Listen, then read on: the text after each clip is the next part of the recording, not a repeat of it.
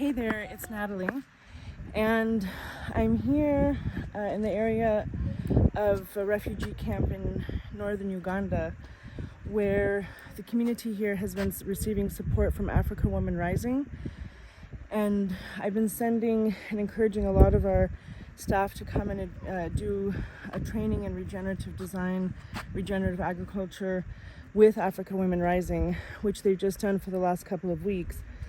And this training was headed by Tom Cole, Warren Brush, African Women Rising. And I just made an earlier video of a homestead where there was already a fully fledged sort of food forest around the shelter. So many refugees in this area are from South Sudan. And this is a area where, you know, they've made homes. They all live together in this little settlement. And you can see the soil here is compacted. People sweep all day, every day to keep the area clean. But what happens is the soil becomes compacted hardscape, just like concrete, which means that all of these surfaces of, you know, rooftops and this whole catchment are sending water down through this entire camp in a major sheet flow. That, of course, leads to flooding, erosion, and you can see the topsoil has eroded off in a big way. So during the training in the last couple of weeks, this is some of the structures that our team members were working on, was looking at, first of all, walking the water.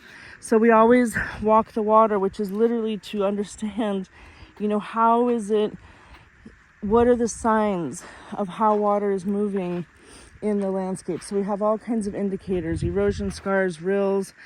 You always look, you know, in a case like this is the top of the watershed, right? This is our catchment. So the top of the watershed may be the rooftops and the tops of structures. So you can see that there's evidence of water damage and erosion from that intense rainfall.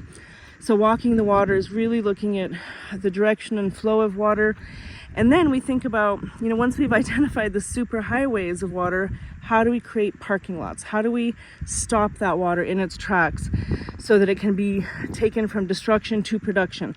How do we create these parking lots? Because where water accumulates, life generates. So what's happened here is the team has created a series of half moons, and each half moon, or smile berm, or media luna, demi-lune, whatever you want to call it. And these can be designed in so many different types of ways. So for example, you know, this is on contour. It has its mouth open to receive that water falling down. This is the direction of the flow of water. This is the contour. And then the berm is made on contour so water can enter because it's perpendicular to the flow of water. So a lot of times these are tree systems, meaning you can plant a tree and the water that's being harvested is to feed the tree. But you can do so many different things with these. A half moon can have pits, like zai pits for growing fodder grasses, sugarcane, millet, whatever it may be. In Wamba and Samburu in Kenya last month, when we were doing the ecosystem restoration boot camp, we combined in the home of Priscilla half moon with a double dug bed. So we removed whatever topsoil was remaining, dug down 60-70 centimeters, packed that full of spongy materials like carbon, carton boxes, food waste, anything that's organic matter that can break down, including greens, leaves, food waste, and the browns like carbonaceous matter. And then also we added manure, we added charcoal dust, a bit of ash, and then we put this topsoil back and then covered it completely with mulch. So we combined a deep dug bed with a half moon. So the point is the function, right? It's the principle. The principles that you're seeing here when we design in this way are, number one, passive harvesting of water. Number two, building of healthy living soils and protecting moisture and soil life. And then number three, shade, microclimate, biodiversity, canopy, perennial stability with trees that become the life support system for annual crops. So this entire system now, like this whole camp, you know, this is really the goal. I mean, you've maybe seen in other videos I've made talking about sponge camps, sponge villages. So the idea is that, you know, At every opportunity, we are turning superhighways of water that accumulate into flood into parking lots. So the water has all of these security checkpoints. So everywhere we look here, you know, we've got bioswales on contour that feed directly into garden beds. You know, this is an opportunity here to capture water coming off of the shower. That should be organic material, not plastic. But if, you know, this is a simple design to do a banana circle. You know, create a mulch basin, a gray water mulch basin, where water will passively just enter, or you can direct it there, cover that with mulch, plant bananas and papayas all around. This becomes a green island that shades and cools this, and then all of compound sweepings, food waste, organic material is thrown into the center, including household gray water, washing water, bathing water, dishwater, and that eventually will become compost. So if you put food waste in there, cover it with lots of carbonaceous mulch like this. So this is just a collection of lots of different structures for, you know, maybe doing compost, growing more trees.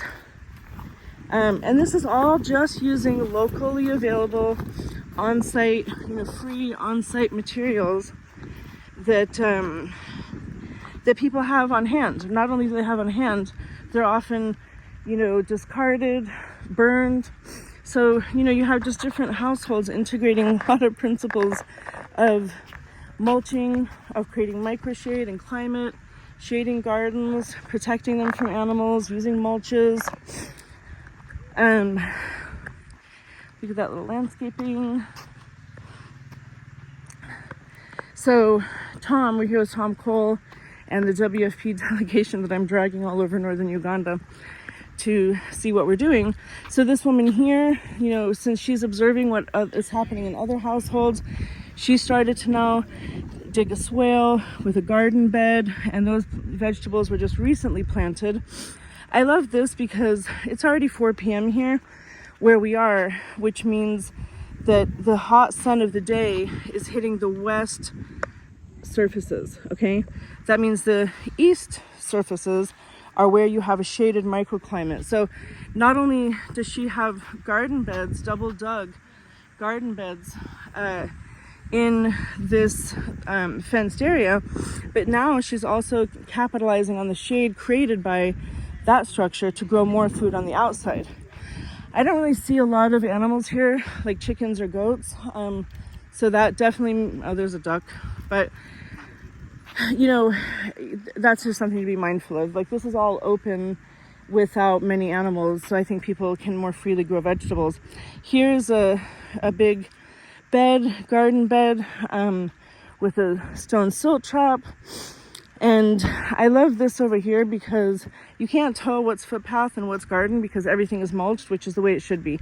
Here's a bioswale with, you know, double dug beds along it, a little spillway. And here I can see there's half moons, another double dug bed with a swale.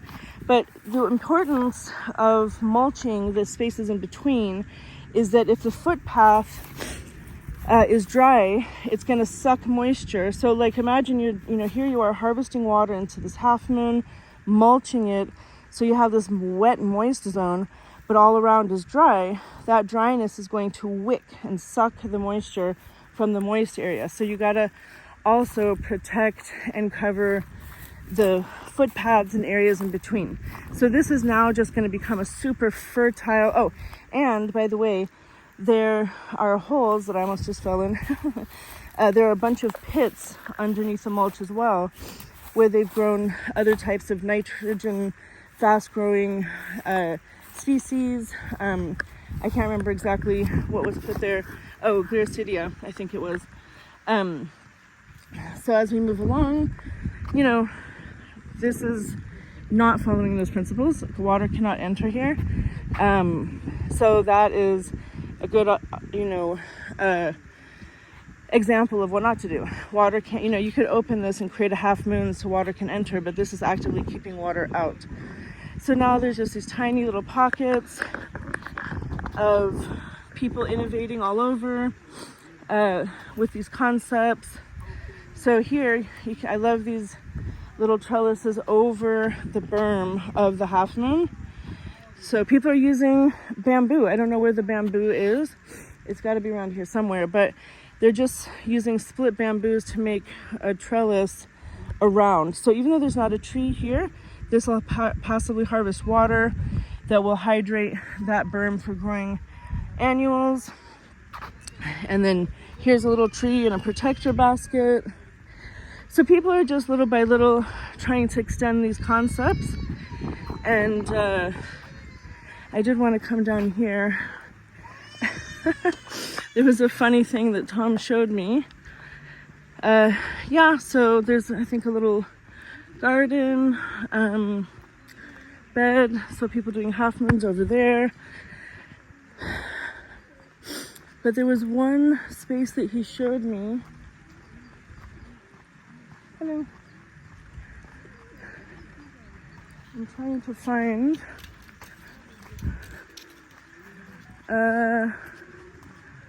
okay, maybe it's over here. Oops. Okay, I'm not sure if I'm finding it, but there's a place where there's a huge collection again of the Somali beans. I just cannot believe that I'm seeing those Somali beans here. So basically the story was that I was in the refugee camp in Kakuma. Hello. And I was with a Somali refugee who's a farmer, and he showed me that he has these perennial beans, okay? So here they are.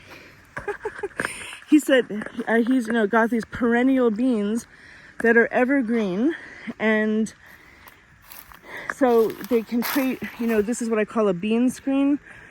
So these are on contour. So this Somali man said, I got these from Somalia, I brought them, I'm planting them in my garden, they're perennial, you can eat the leaves, you can eat the beans, and they're evergreen. So I grabbed a handful of those seeds. For years, I've been multiplying them on my balcony, in the balcony garden. And then everywhere I go, I distribute them to people, especially in refugee camps. And now here I am in a place I've never been. And by giving them, at some point I gave them to Warren, who brought them here, and now they're here. It's just so funny. So this is, this is already an established area with trees. We've got papayas, we've got different plants, mangoes. And so, yeah, it's just really lovely to see. This is something also that we've started at WFP integrating. So basically where there's a drying rack for drying dishes, right? It's dripping all the time and also providing a bit of dappled shade. So that's the perfect opportunity to do a little micro garden underneath. So for the WFP teams, I want to point out that this is a drying rack for dishes. So, this is also becoming a food forest. There's lots of nitrogen trees which have been planted. And then even over here, it continues on a bit. So people doing half moons, more half moons. And, this just goes to show it doesn't matter whether it's a swale, a half moon. It doesn't matter if you call it an eyebrow basin. If Voldy's watching this, or a smile berm or half moon, the point is the function of catching water as it's flowing downhill, slowing it, spreading it, sinking it into the ground, covering it, with shade systems. Here we have trees. So protecting soil, that water once it gets in the soil from evaporation. And then, of course, adding in the biodiversity, the nitrogen, above ground biodiversity, and the below ground biodiversity, including, all those healthy bacteria and organisms. Oh, we do have chickens and chicks here. So again, here's another area where the families are integrating these principles. Somebody's over here using another kind of material to protect these double dug beds that are intensively planted and should not have a chicken in them because this is not a secure system. Hello. How are you? So yeah, here they're using, again, the bamboo to protect trellises and grow things vertically, creating some more vertical structures. Oh, there's a pig. Hello. So yeah, this is definitely an area with tons of trees. I know that some of these are older than others.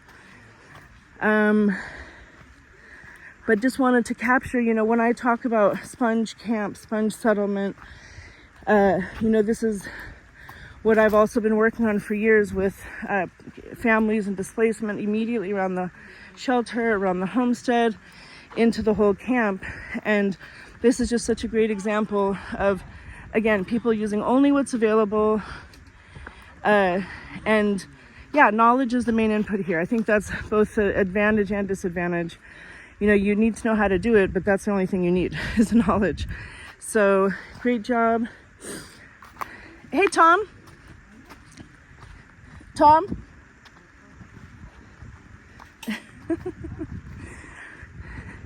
Tom's just here with our team. I've just done a little walkthrough. So great job. Thanks. Just wanted to give a shout out. You want to say any deep philosophical, regenerative thing? Nice to have you and your team out here, Natalie. Great to show.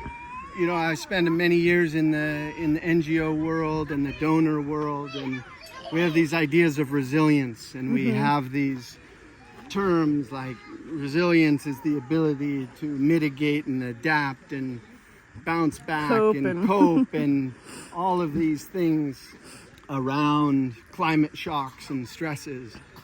And so I challenge people. I said, okay, if you ask someone here living in this community and you translate to that, would they have any idea what you're talking about? Yeah. It's like, no, not really. And so we've just walked with WFP team to really show them what's happening here and really land, resilience it's not up here, but it's how do you take this water that's destructive, that's causing massive erosion, and turn it into production? Yeah. How do you save it, bank it, build the biological life back in this really stony, erosive area?